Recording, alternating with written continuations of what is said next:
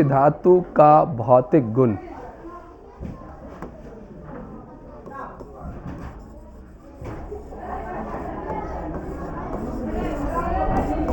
धातु का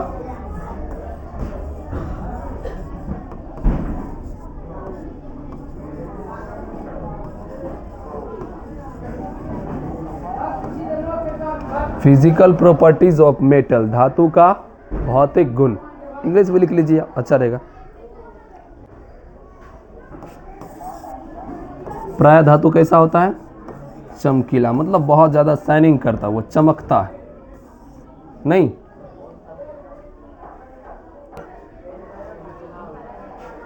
प्रायः धातु क्या होते हैं? इसका मतलब क्या? कुछ धातु हमारे ऐसे भी हैं जो चमकीला, जो अपवाद है। क्या है? तो एग्जाम्पल में अपवाद में लिखिए। ग्रेफाइट और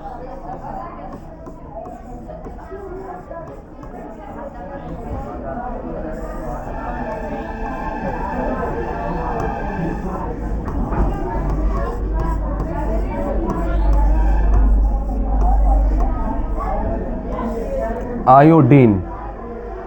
दूसरा नंबर लिखिए आप। धातु प्रायः कठोर होता है।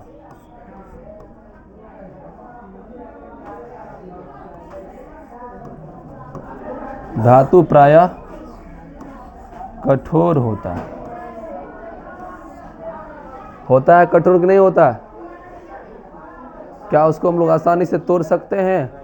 नहीं तोड़ सकते, बहुत कठोर होता है नहीं। अब बताइए, हमारे वायुमंडल में, हमारे जैव मंडल में या हमारे पर्यावरण में कुछ ऐसे भी धातु हैं जो बहुत मुलायम होता है। आप लोग केक देखे हैं ना? केक सभी लोग देखे, उससे भी ज़्यादा मुलायम। लेकिन वो क्या है? धातु है। मुलायम है लेकिन वो क्या है?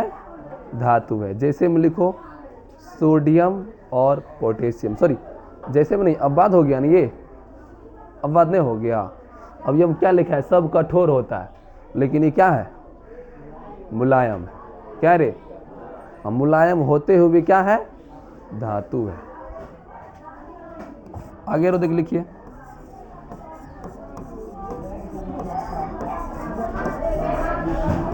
सोडियम एवं पोटासियम।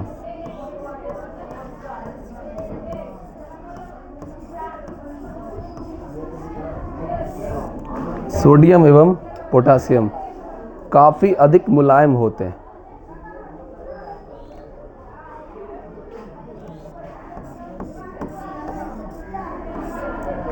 सोडियम एवं पोटेशियम काफ़ी अधिक मुलायम होते हैं, जिसे चाकू से आसानी से काटा जा सकता है। जिसे चाकू से आसानी से काटा जा सकता है। धातु को पीटने पर क्या होता है? तेज ध्वनि उत्पन्न होता है। लाउड साउंड, तेज ध्वनि उत्पन्न होता है, जिसे हम लोग धात्विक ध्वनि कहते हैं। लिखिए उसे में, जिसे धात्विक ध्वनि कहते हैं। धातु को पीटने पर जो ध्वनि निकलता है उसे कौन सा ध्वनि कहते हैं? धात्विक ध्वनि कहते हैं।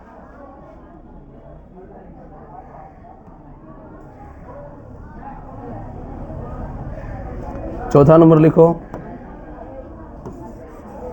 कमरे की ताप पर।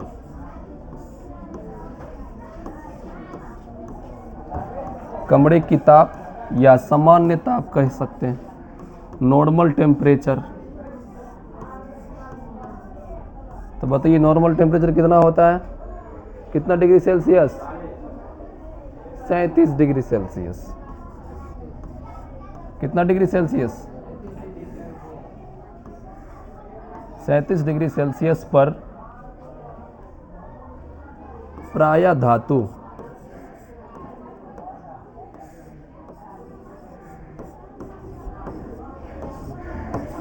ठोस अवस्था में ही रहता है।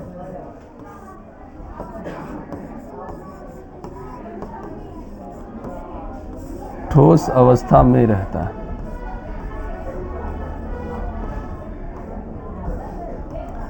प्राय धातु ठोस अवस्था में रहता है।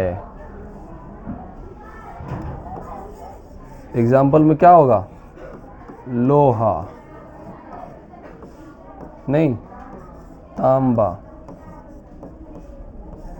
क्या 37 डिग्री टेम्परेचर पर पिघलेगा?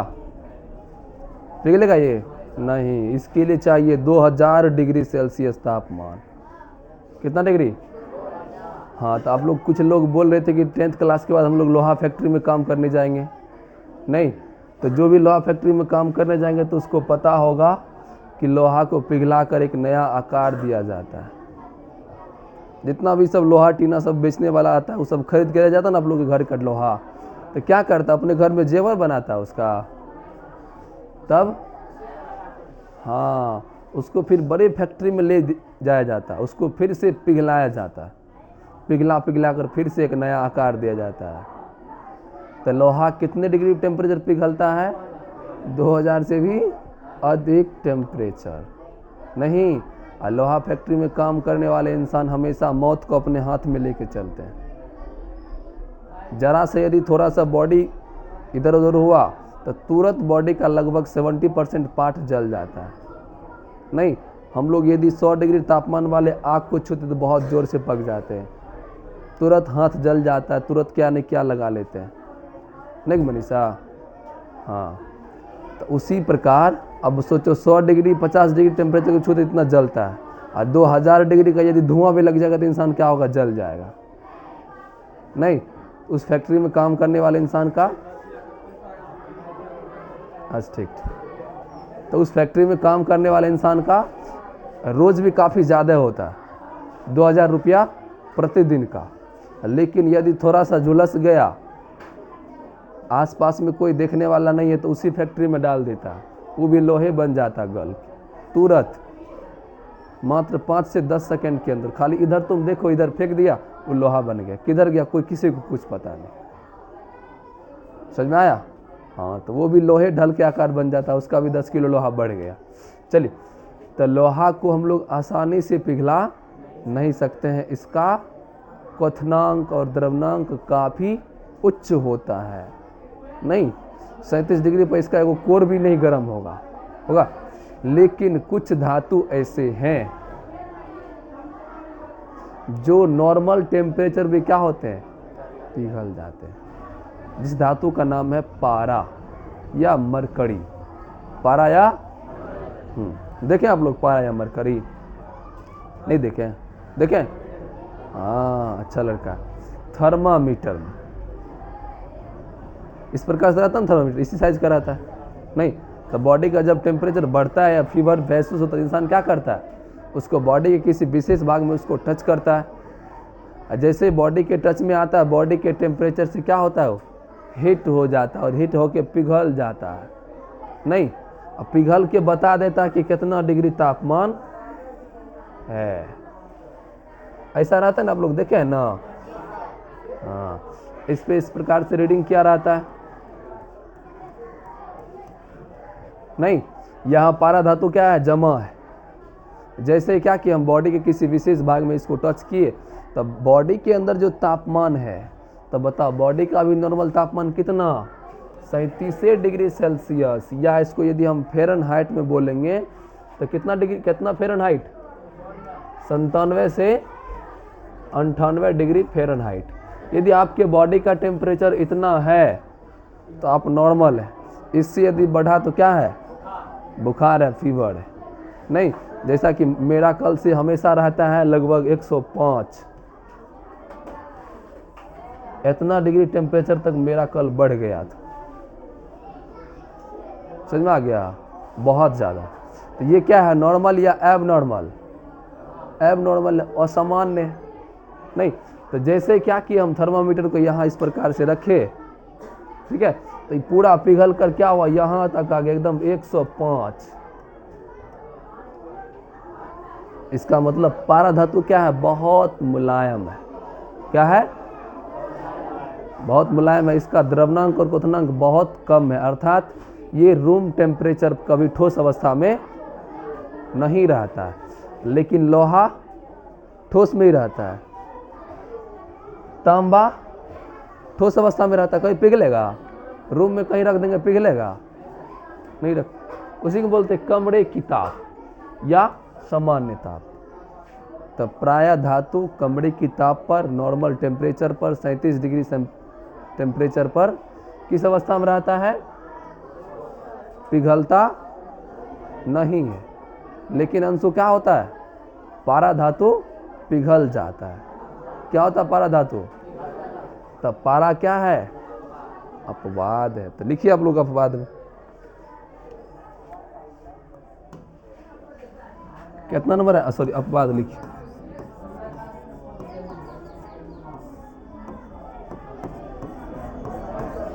पारा। इसी का दूसरा नाम क्या है? इसका संकेत क्या होता है? Hg। हाँ, आप लोग को उसमें भी बताए थे हम, किस में? एस्फिग्नो नैनोमीटर में बताए थे, उसमें पारा लगा रहता है। क्या करते हैं उस मशीन से? हाँ, ब्लड प्रेशर मापते हैं, तो उसमें भी क्या लगा हुआ है? पारा लगा हुआ। तब ना हम लोग लिखते थे क्या? 120/80 mm Hg। तो Hg क्या है? पारा है। अब पारा भी क्या है? एक धातु या अधातु? धातु है, लेकिन यह ठोस अवस्था में नहीं रहता है रूम टेम्परेचर पर। ठीक है, तो लिखिए पारा और डैश देके लिखिए, यह सामान्य ताप पर, यहां से लिखो डैश देके, यह सामान्य ताप पर ठोस अवस्था में नहीं पाए जाते।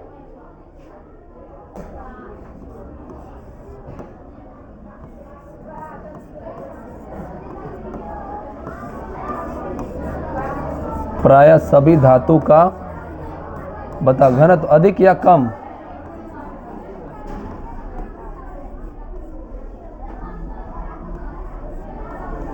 घनत्व क्या होगा? बोलो, अधिक या कम? अधिक होता है। प्रायः सभी धातु का घनत्व क्या होता है? घनत्व समझ रहे हैं? घनत्व समझते हैं? नहीं, चलिए समझिए।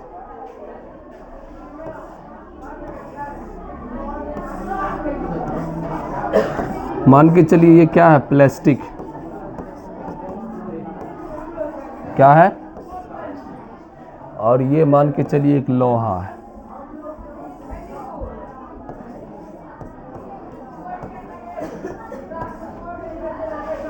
बताइए दोनों में अधिक कठोर कौन होगा? अधिक मजबूत कौन होगा? क्यों? जोर से बोलो न, क्यों? किसका घनत्व अधिक है? हाँ, क्या है निशु? लोहा का घनत्व क्या है? अधिक या कम? अधिक है। अगर लोहा का घनत्व अधिक है, इसी कारण लोहा क्या है? अधिक कठोर है। और प्लास्टिक का घनत्व कम है, इसी कारण प्लास्टिक क्या है? कम कठोर है, कम मजबूत है। अब समझिए घनत्व होता क्या है। किसी भी पदार्थ के अंदर जो छोटे छोटे कण है, उस कण का क्या नाम है? परमाणु। पढ़ चुके आप लोग 9th की केमिस्ट्री में, पढ़े ना? ये परमाणु इसके अंदर दूर दूर होता है। इसका सजावट कैसा होता है? इसके अंदर काफी खाली स्थान होता है। लेकिन लोहा के अंदर जो कण है वो बहुत घना है। क्या है? घना है। इसके अंदर बहुत कम खाली स्थान है, बहुत घना घना कण इसके अंदर सजा हुआ है। नहीं तो आपके मान के चलिए, यदि आपके पास कोई एक ऐसा लोहा जिसके बीच में क्या हो? इस प्रकार से गैप हो, यानी कि बीच में ट्यूब जैसा हो, और एक ऐसा रॉड जिसमें कभी भी खाली स्थान नहीं हो, बिल्कुल भरा हो, इस प्रकार से पूरा भरा हो ये, तो बताइए दोनों में मजबूत अधिक कौन होगा? खाली वाला या भरा हुआ? क्यों? क्योंकि उसका घनत्व क्या है? दोनों का मान के चलो मोटाई समान है, लंबाई भी समान है, लेकिन मजबूती अधिक किस में होगा? जिसका घनत्व क्या है? अधिक। तो घनत्व समझे? परमाणु के पदार्थ के अंदर उपस्थित कण जो घना घना होता है, यही क्या है? घनत्व। क्या है? तो धातु जितने भी होते हैं उसके सबसे उसका घनत्व क्या होता है? अधिक होता है। इसी कारण वो ज़्यादा कठोर, ज़्यादा मजबूत होता है। समझ में आ गया? चलिए ठीक है। तो छठा नंबर लिखा है हम धातु कैसा होता है? विद्युतीय धनात्मक होते हैं।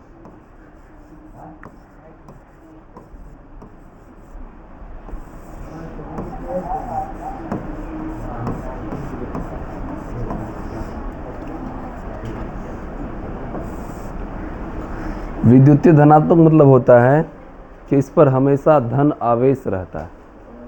कैसा आवेश? धन आवेश। और धन आवेश उन तत्वों पर रहता है जिसके वाह्यतम कक्षा में इलेक्ट्रॉन अधिक होता है, आवश्यकता से अधिक होता है। 1 2 3 4 5 इलेक्ट्रॉन क्या रहता है? अधिक रहता है। ठीक है। और वो इलेक्ट्रॉन का दान कर देता है। क्या करता है? मान के चलिए आप 5 रोटी खाते हैं, नहीं, लेकिन आपके घर में आपसे आवश्यकता से क्या हुआ? अधिक रोटी बन गया, तो रोटी क्या करेंगे आप?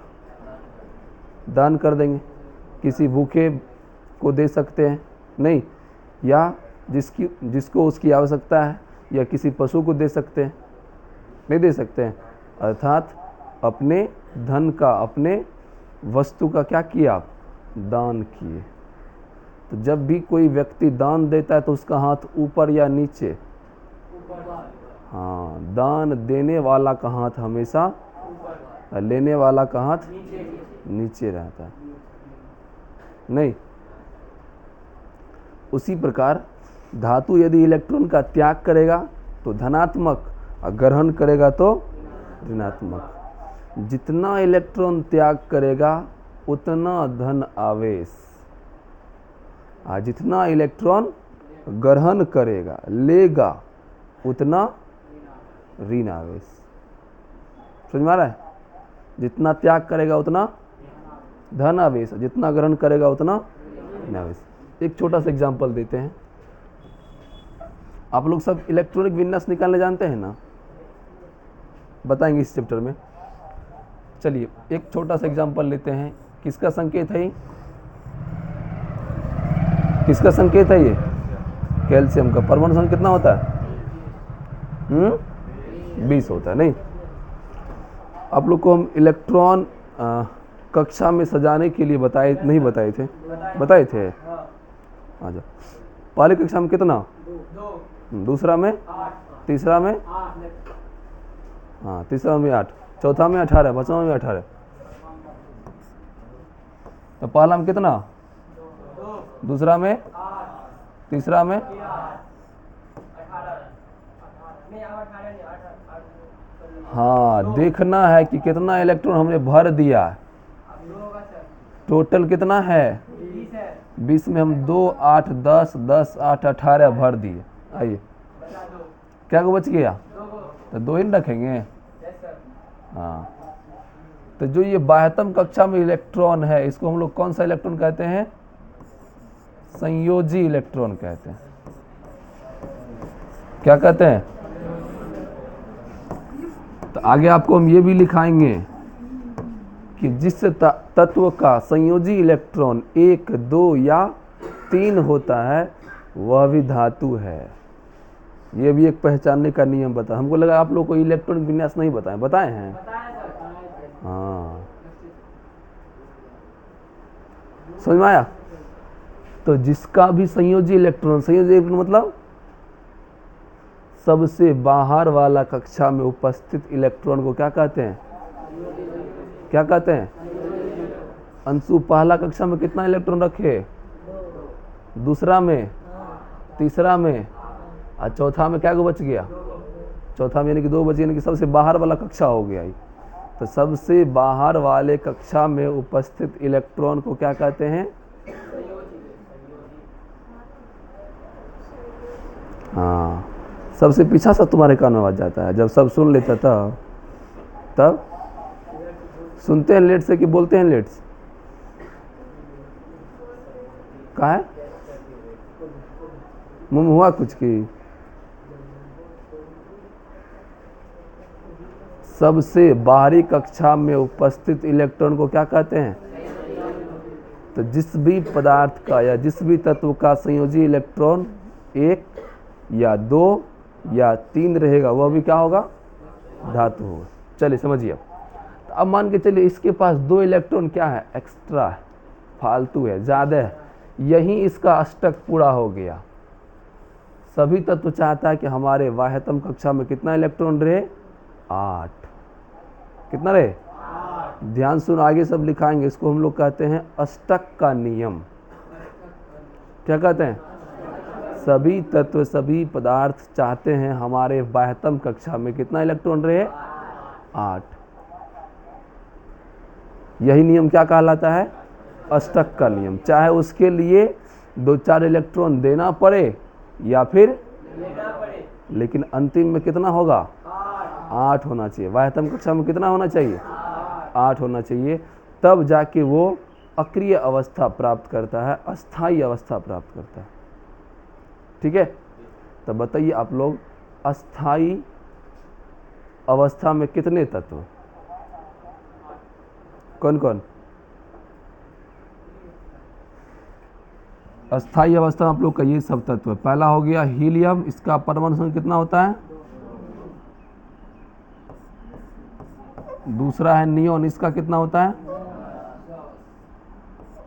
तीसरा है आर्गन, इसका कितना होता है?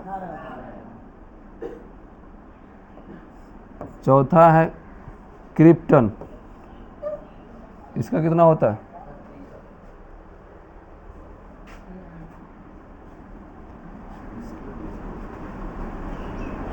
हाँ, क्रिप्टन कितना होता है? Kr। अगला है जेनॉन, किधर गए रे? ऐसा मारेंगे कि 3 वंश याद रहेगा उसको भी। जेनॉन का Xc कितना होता है? 54। रेडॉन का Rn, बोलोन कल बोले थे 1 से लेकर 100 तक 5 बार लिखने के लिए और याद करने के लिए। पट्टा उठाए भी? रेडॉन का Rn कितना होता है? अब उठाने तो रुक जाओ,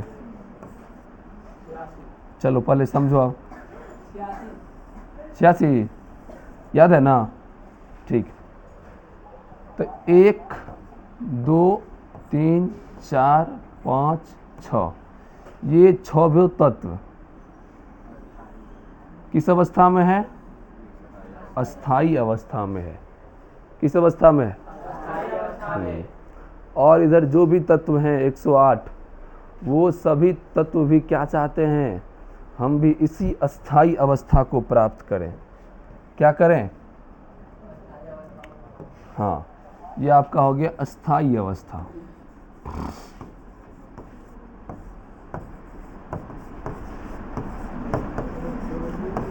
ठीक है, या इसको हम लोग अक्रिय अवस्था भी कहते हैं।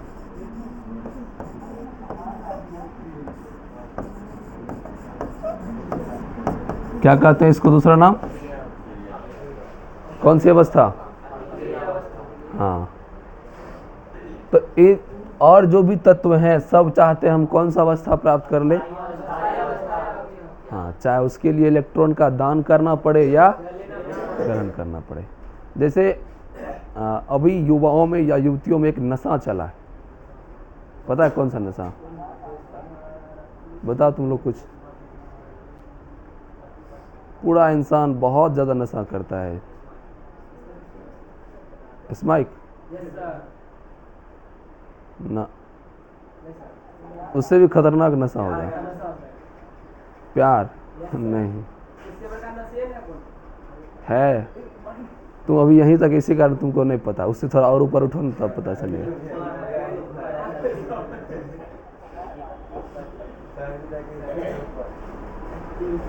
और बताओ, तुम लोग बताओ ना, तुम लोग। हाँ, बोलो ना, बोली तुम क्या ना? वही सही है, बोलो ना तुम। हाँ, अब की बार तुम थोड़ा सा प्यार से ऊपर उठा है। चलिए।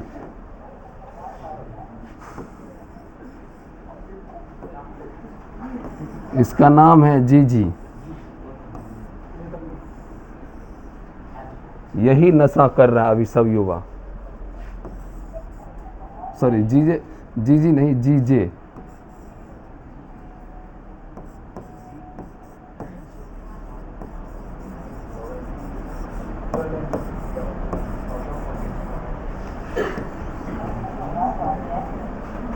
ऐसा नशा है जिसमें इंसान 30-30 साल, 40-40 साल गुजार देता है। हाँ, समझ में आया?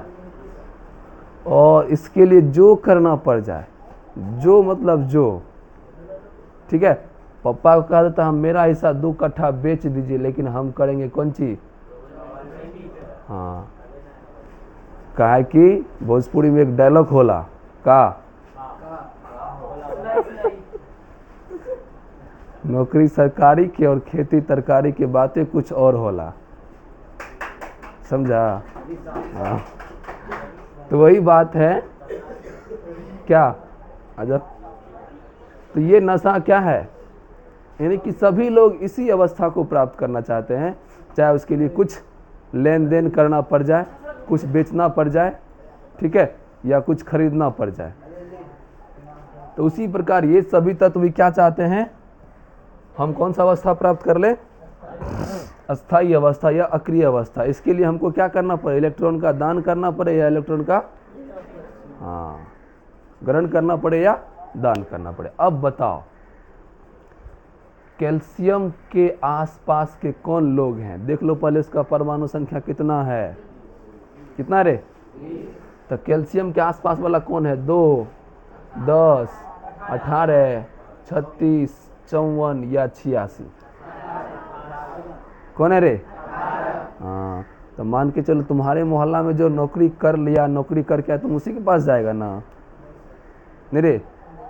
कि बड़े भैया या बड़ी दीदी कैसे मेहनत किए, क्या सब करना पड़ा, नहीं, कैसा एग्ज़ाम होता है, उसके लिए कितना मेहनत करना पड़ता है। तो मान के चलिए कैल्शियम आया किसके पास? आर्गन के पास आया। कहा कि हम भी आपके जैसा सरकारी नौकरी करना चाहते हैं, अर्थात कौन सा अवस्था प्राप्त करना चाहते हैं? अस्थायी अवस्था। कहा ठीक है, मेरे पास कितना इलेक्ट्रॉन है? मेरे पास कितना परमाणु संख्या है? कितना रे? हाँ, तुमको भी 18 होना पड़ेगा। कहा ठीक है, हम क्या करेंगे? 2 इलेक्ट्रॉन किसी को दे देंगे। क्या करेंगे? 2 इलेक्ट्रॉन जो अंतिम वाला है ना, ये 2 कट्ठा बेचिए देंगे, क्या होगा? ठीक है। कहा ठीक है, बेच दो। तब ये कैल्शियम नहीं रहा, अब ये कैल्शियम आयन बन गया, इस पर 2+ आयन हो गया, क्योंकि इन्होंने क्या किया? 2 इलेक्ट्रॉन का त्याग किया है। समझ में आया? तो अब यदि पूछेगा इस कैल्शियम के पास कितना परमाणु, तो क्या बोलेगा? कितना? कैल्शियम आयन के पास कितना परमाणु? 18। ये आयन यानी कि ये डबल स्टार कैसे मिला? मेरे को पता, तुम उठो, आ गया, आओ ना, वहाँ सारा तालाब का मछली खराब हो जाएगा, आ गया। जहाँ बैठता वहाँ सबको तुम बात में लगा देते। क्या बात कर रहा है अभी? वहाँ आ जाओ, वहाँ से। वैसा गंदा इंसान के पास बैठता क्या है? सब कचरा है। यहाँ बैठो तुम शिवम के पास। अब समझो, ये डबल स्टार इतना आसानी से नहीं मिला है, इसके लिए क्या करना पड़ा? हाँ, 2 इलेक्ट्रॉन का दान करना पड़ा। तो अब समझ में आया इस पर प्लस क्यों होता है। अब बताओ तुम लोग, सोडियम पर कितना प्लस होता है? Na पर कितना प्लस? क्योंकि इसका टोटल परमाणु संख्या कितना होता है? 11। तो 11 के नजदीक वाला कौन है? देखो, नियोन। 10 है नहीं? तो सोडियम किससे मिलेगा? आर्गन से? पोटेशियम से? किससे? इसके मोहल्ला में यही रहता है ना। ये कहता है कि तुमको हमारे जैसा बनने के लिए 1 इलेक्ट्रॉन क्या करना पड़ेगा? दान करना पड़ेगा। कहा ठीक है, कोई दिक्कत नहीं। तो इसका भी देख लो इलेक्ट्रॉनिक विन्यास इस प्रकार से। चलो सब तुम खड़ा हो, बताओ इसका इलेक्ट्रॉनिक विन्यास क्या होगा? 2 8 1। हाँ, देखिए दोनों तरीका से समझ सकते हैं। यदि इसका त्याग कर देगा तो इसके बाद कक्षा में कितना बचेगा, इस तरीका से समझ सकते हैं। या दूसरा तरीका यह है, इसको डायरेक्ट इससे कनेक्ट कर समझ सकते हैं। ठीक है, इससे भी समझ सकते हैं या अष्टक के नियम से भी समझ सकते हैं। बाह्यतम कक्षा में अधिक से अधिक कितना इलेक्ट्रॉन होना चाहिए, 8 होना चाहिए। 8 से यदि अधिक हुआ तो उसको क्या करेंगे, दान कर देंगे। तो इसके पास कितना ज़्यादा है, 1 ज़्यादा, 1 इलेक्ट्रॉन क्या करेगा, दान कर देगा किसी को नहीं। तो इसके पास कितना बच जाएगा, बाह्यतम कक्षा में कितना, इस पर कितना आयन, 1 आयन। कौन आयन, धन आयन है, ऋण आयन, धन आयन। क्यों, दान किया है, इसी कारण इस पर क्या होगा। तो जितने भी धातु हैं सब पर यही धन आवेश ही रहता है, किसी पर ऋण आवेश नहीं रहता है। इसी कारण लिखा है धातु विद्युतीय क्या होते हैं, घुसा इसमें पूरा। ठीक, लिख लो। अब एग्जाम्पल लिखो, जल्दी से फास्ट में लिखो। वैसे इसको जानते हैं आप लोग, एल्युमिनियम भी क्या है, धातु है एकदम बाहर से। हाँ, क्या चीज बोलो ना, नहीं सुन पा रहे। एल्युमिनियम आप लोग देखे ही हैं ना, लेकिन हम लोग फिर भी उसको ग्राफ के माध्यम से या यूँ कह सकते हैं कि संयोजी इलेक्ट्रॉन के माध्यम से देख सकते हैं। नहीं तो बताइए एल्युमिनियम का संकेत क्या होता है, Al। नहीं, इसके पास परमाणु टोटल कितना है, Al, टोटल परमाणु संख्या। चलिए इलेक्ट्रॉनिक विन्यास बताइए, पहला कक्षा में कितना इलेक्ट्रॉन, दूसरा में, तीसरा में क्या है, ज्यादा है या कम, ज्यादा है। या इस प्रकार से समझ सकते हैं, एल्युमिनियम का नजदीक वाला कौन है बताइए, कौन है एल्युमिनियम का नजदीक वाला, किसके साथ बनेगा ही, तो नियोन के जैसा अक्रिय अवस्था प्राप्त करने के लिए कितना इलेक्ट्रॉन त्याग करना पड़ेगा, 3 इलेक्ट्रॉन। तो ये क्या करेगा, 3 इलेक्ट्रॉन का त्याग करेगा, दान करेगा। तो इसी कारण इस पर कितना आवेश, धन आवेश या ऋण आवेश। तो यह धातु है, क्यों धातु, धातु है। धातु प्रायः विद्युतीय धनात्मक होते हैं, या धातु का संयोजी इलेक्ट्रॉन 1, 2 या 3 होता है। तो बताओ एल्युमिनियम का संयोजी इलेक्ट्रॉन कितना निकला, कैसे जाना,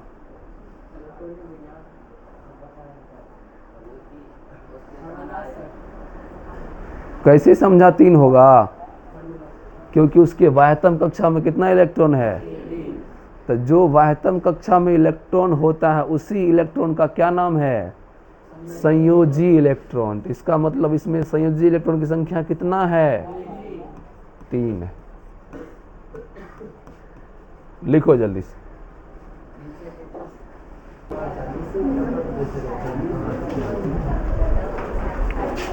हो गया, चलिए 7वां नंबर लिखिए।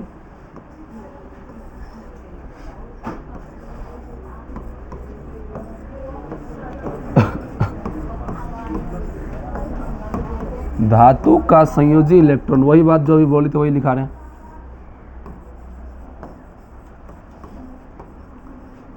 धातु का संयोजी इलेक्ट्रॉन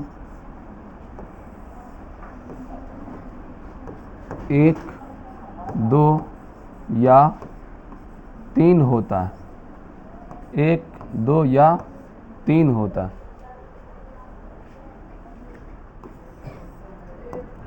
अगला नंबर लिखो, धातु अघात वर्धन्य,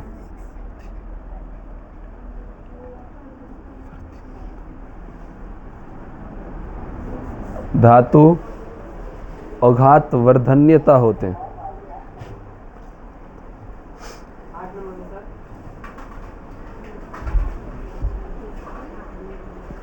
धातु अघात वर्धनीयता होते हैं। होते हैं, अर्थात धातु को पीट पीट कर पतले चादर के समान या चादरा के समान, पतले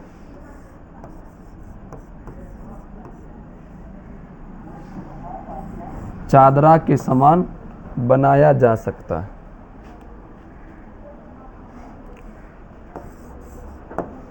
अगला नंबर लिखिए।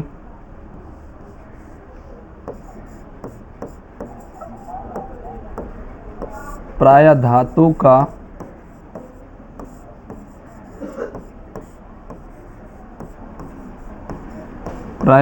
का द्रव्यनांक एवं क्वथनांक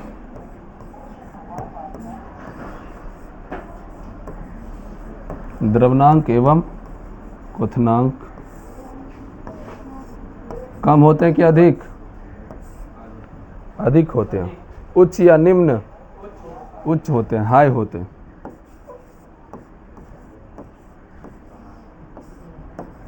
इसका अपवाद क्या होगा? कौन ऐसा धातु है जो रूम टेम्परेचर में पिघल जाता है?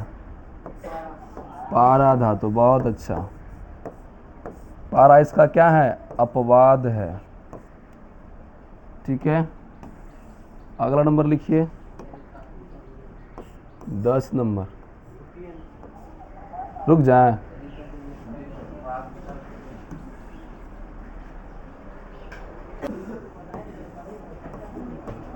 ऊष्मा एवं विद्युत का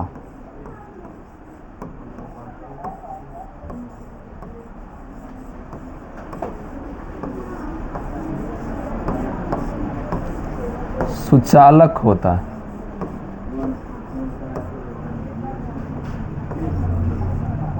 ऊष्मा एवं विद्युत का सुचालक होता है। सुचालक समझ रहे हैं? बताए थे कल। यदि मान के चलिए ये किसी धातु से बनी कोई रॉड है, छड़ है, ठीक है, यदि हम बोर्ड से कोई इलेक्ट्रिक वायर इसमें यदि क्या करते हैं, कनेक्ट करते हैं, टच करते हैं, तो इसके अंदर जो विद्युत धारा में क्या रहता है, आप लोग का फिजिक्स का चौथा चैप्टर है शायद, विद्युत धारा, उसमें बताएंगे कि विद्युत इंसान को कैसे लगता है, करंट लगता है कैसे, और करंट लगने से इंसान की मृत्यु कैसे होती है। तब इतना समझिए कि विद्युत धारा में जो होता है ना, हमेशा इलेक्ट्रॉन का प्रवाह होता है। किसका प्रवाह होता है? हाँ, जब भी किसी इंसान को करंट लगता है, जैसे ही उसको सटाते हैं तो उसके बॉडी में लाखों करोड़ों इलेक्ट्रॉन प्रवेश कर जाता है, और वही इलेक्ट्रॉन क्या करता है, हमारे सेल को मार देता है। ठीक है, और सेल मर गया तो इंसान भी क्या होगा, मर जाएगा, क्योंकि जीवन का आधार क्या है, सेल है, कोशिका। चलिए, तो जैसे ही क्या करते हैं, इलेक्ट्रिक वायर इसमें हम लोग टच करते हैं, तो इसके अंदर का इलेक्ट्रॉन इस पार से उस पार हो जाता है। क्या होता है? अर्थात पूरे में करंट फैल जाता है। यही किसका गुण है? धातु का गुण है। किसका गुण है? हाँ, लेकिन एक ऐसा भी पदार्थ है जो अधातु है, लेकिन वह भी विद्युत धारा का सुचालक। पता आप कौन सा धातु है? कौन? भग पगला।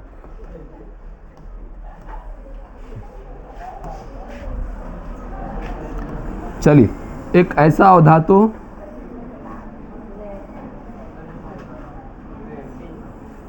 जो क्या है, विद्युत का, इस साला हरामी कौन है रे?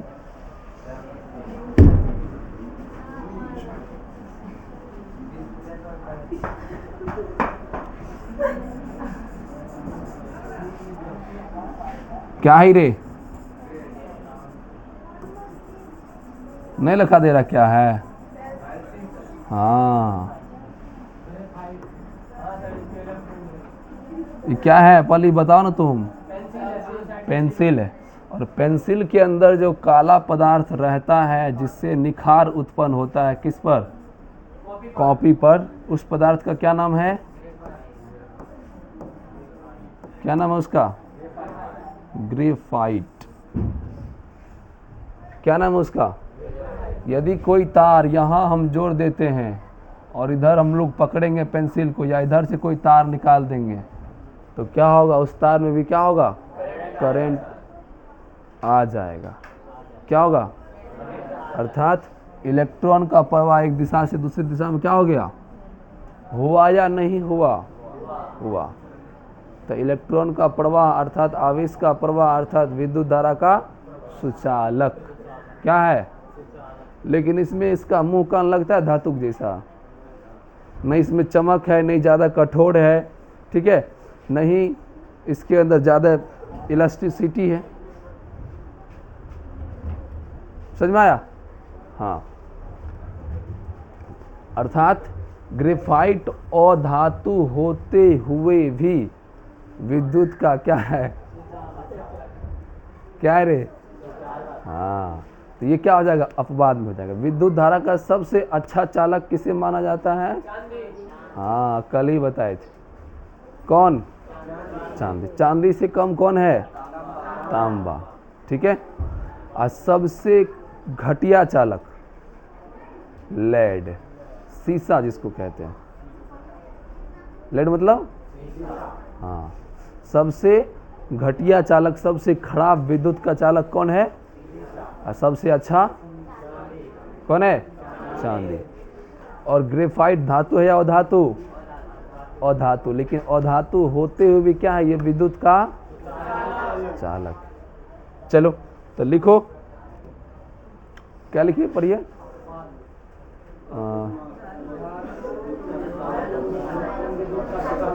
चालक होते हैं, नहीं आगे और देख लिखो, विद्युत का सबसे अच्छा चालक,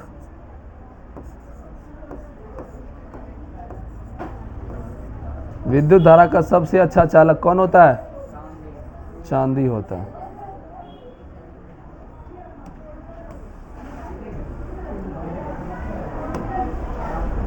दूसरा ये देख लिखो, विद्युत धारा का सबसे घटिया चालक,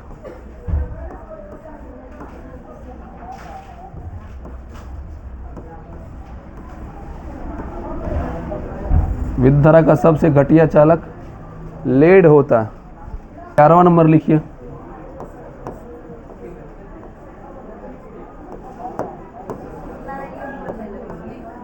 लिखिए, धातु में तन्यता होती है,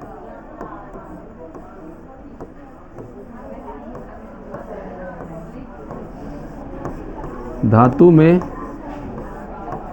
तन्यता होती है,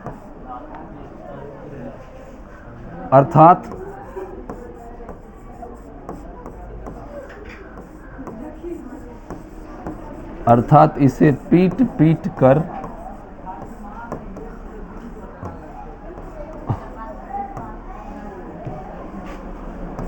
क्या कर सकते हैं, पीट पीट कर क्या कर सकते हैं, हाँ, पतले तार, पतले तार,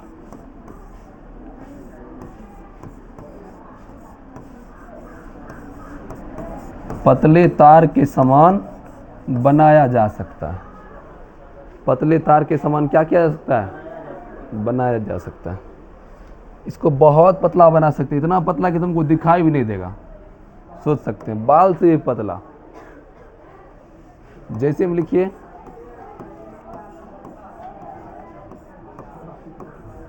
सोना और चांदी, सोना और चांदी में क्या होता है, सबसे अधिक तन्यता होती है,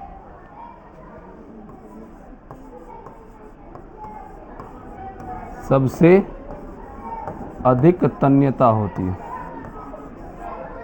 सोना और चांदी में सबसे अधिक तन्यता होती है। इतना अधिक तन्यता होती है कि मात्र 1 ग्राम सोना को, कितना ग्राम, 1 ग्राम सोना को यदि हम पीट पीट कर क्या करेंगे, तार यदि बनाएंगे तो यहाँ से लगभग महीना तक चला जाएगा, 2 किलोमीटर। कितना ग्राम, 1 ग्राम सोना, थोड़ा सा सोना, हाँ, पहले ही बोले बाल से ज़्यादा पतला होता है, दिखाई नहीं देगा तुमको, इतना इलास्टिसिटी होता है। इसी कारण तो क्या करते हैं हम लोग, सोना का कितना अच्छा डिजाइन बन जाता है उसके ऊपर, जो तुमको बनाना है वैसा डिजाइन उसके ऊपर इतना पतला पतला बना जाता है। तो लिखो नोट, 1 ग्राम सोना को पीट पीट कर 2 किलोमीटर लंबा तार बनाया जा सकता है।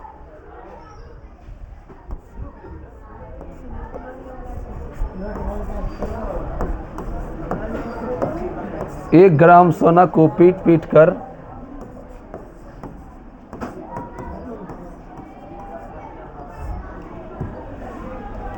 1 ग्राम सोना को पीट पीट कर 2 किलोमीटर लंबे तार बनाया जा सकता है। 2 किलोमीटर लंबे तार बनाया जा सकता है।